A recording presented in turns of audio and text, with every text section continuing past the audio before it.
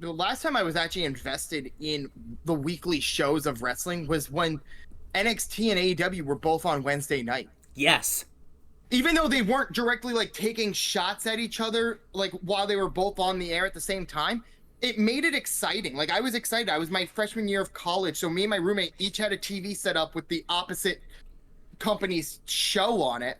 Yeah, it was and fun. we're watching side by side. It was fun. It's like I'm guessing like it was the closest thing I got to feel with what WCW versus WWE on the Monday Night War was. It's having two TVs. No, that's not the real Monday Night Wars. We already talked about the real Monday Night Wars earlier. I was gonna say the Wednesday Night War. It was pretty lackluster because NXT didn't really fucking try. If we're gonna be honest.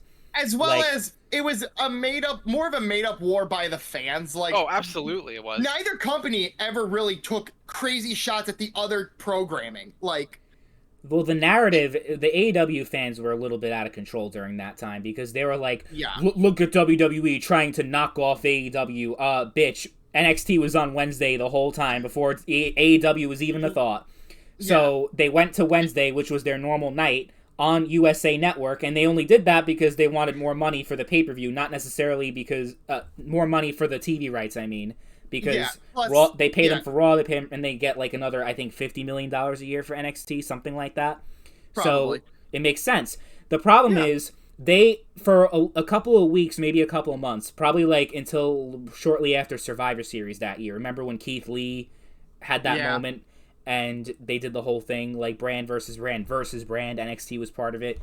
After that, though, it just fit like they clearly didn't try to actually make it feel like an actual third brand that was equal and on par with Raw and SmackDown. They just didn't. It still felt like a glorified developmental show. Not quite as developmental as it is now, but it's like I think they could have done more. They could have brought more stars from Raw and SmackDown to NXT because the only person they really brought over was Balor.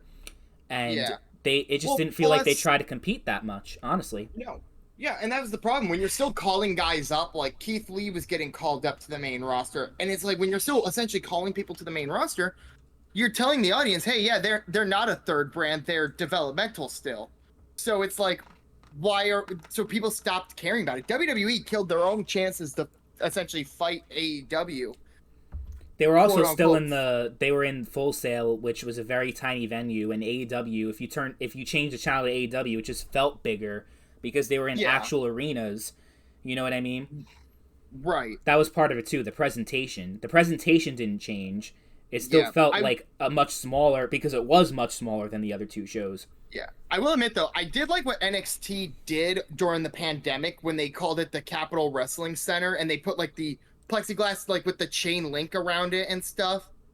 I did like that. But the pandemic, I think the pandemic really fucking killed NXT, I think. Oh yeah, pandemic just killed a lot of stuff with like pro wrestling in general. Like a lot of storylines got ruined because you didn't have a crowd there. But like the Capitol Wrestling Center was like probably the coolest thing they did with Black and Gold NXT because like they had the scaffolding pieces so you could do some really cool stuff with it. Yeah, and then they brought in Karrion Kross, and the less said about that, the better. Hey, don't forget, though, they put a fireball in a book and burnt Keith Lee's eyes. But I'm saying, instead of having fucking Karrion Kross be the star of your show, maybe, like, have Bray Wyatt be the face of your show or something like that. Like someone that's actually, like, a big name. Yeah, or Finn, he was there. Well, they only gave Finn Balor the title because Karrion Kross got injured, which is just a fucking joke, you know? That's true. So who beat Karrion Kross? Samoa Joe. Oh god! And then he dropped it. He got it vacated. Yeah. Oh yeah, he did because he beat him, and then in a really shitty match. Because basically what it was, Samoa Joe caught COVID. And they didn't want to publicize that. And also they were transitioning to 2.0. And Joe obviously didn't fit in that image of what they wanted NXT to be. Instead of just bringing him over to SmackDown, though, they fucking fired him again, which is stupid. That Joe match with Karrion Kross, it's crazy looking back that was like, 2 years ago now? And Joe looked like complete fucking shit in that match. And now, 2 years later, Joe looks fucking great on AEW. He probably could have been. He probably was like sick or something. Could have been wrong with him though. We never know. Like during that match. I just know during like that last NXT run, like Joe looked like shit. Like It looked like he couldn't go for more than like 2 minutes without being gassed. It could just be the energy of the fans that actually like makes him care. If he's wrestling in front of nobody, I don't feel like a guy like Samoa Joe can really thrive in that environment. Oh, absolutely. Because like now, like he's like, just every time I see him on fucking AEW, like it's like he reverse aged. Yeah. Yeah, exactly. Like his match with Punk recently was great. His match fucking at All Out was great. Yeah. He's going to be the next challenger, most likely, for the world title. There were a few weeks when NXT beat AEW in the ratings, but for the most part, Dynamite beat them. And I'm like, even though I wasn't an AEW fan, I'm like, they obviously were the better show, objectively speaking. Yeah. But yeah, no. And it's also it's even worse because like Samoa Joe, it sucks that they like had him vacate the belt going into 2.0, because granted, not that I would have wanted a Samoa Joe versus Braun Imagine Breaker him match. with that rainbow belt. Well, to be fair, they didn't introduce that belt until Braun Breaker won it. True. Yeah, because Tommaso Ciampa had it first, I remember. Then Braun Breaker won the won vacant title. They still hadn't unveiled the rainbow belt yet. They didn't unveil that until Braun Breaker beat Dolph Ziggler for the title. Which Dolph Ziggler was champion. I almost forgot that Dolph won the title off of Braun Breaker. That was so fucking weird. It was before... It was a few months before they went 2.0 that they went back to Tuesdays, is that right? I think so. I don't know. Or they went 2 Tuesdays? Yeah. No, I don't know either. So, I mean, but I'm saying moving to Tuesdays didn't really help make the show better at all. Like, didn't really make it worse. I mean, it didn't make it worse either. You're right. No, I mean the moving dates isn't what made the show worse. No, but I don't think they even got much higher ratings going to Tuesday, because the thing is, like, people talk about the wars or whatever, but it seemed like most people, like, they either were an NXT fan or they were an AEW fan, and there wasn't like a crazy amount of overlap between the two shows.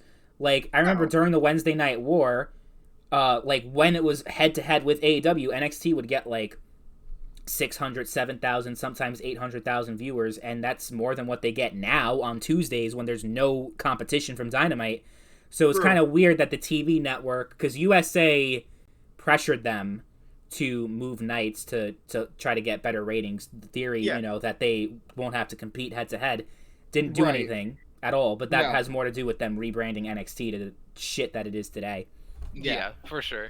I also always found it funny because, like, leading up to Survivor Series, when they had like the whole like invasion thing of Raw and SmackDown like invading NXT, that was one of the few moment. That was one of the few nights NXT beat AEW. Yeah, I remember Dynamite. When the OC invaded, and yeah. And like Drew and Keith did the double dive over the rope and stuff. Well, there was a whole thing, like a lot of people got mad that it took 3 brands to beat Dynamite. And they're like, well, it took 3 brands. Ignoring the fact, though, that at that time, AEW had already started doing the things like Winter is Coming, like essentially the pay-per-views that aren't pay-per-view on weekly television. Yeah. But they conveniently always left that out of the argument, that they were holding essentially pay-per-view level events on free TV. And those were like their highest rated nights during the Wednesday Night War. I just missed the black and gold so much, though. That was just a great time period from like 2015, because that's when they started doing the takeovers, to like 2019, I would say. That was a great time period.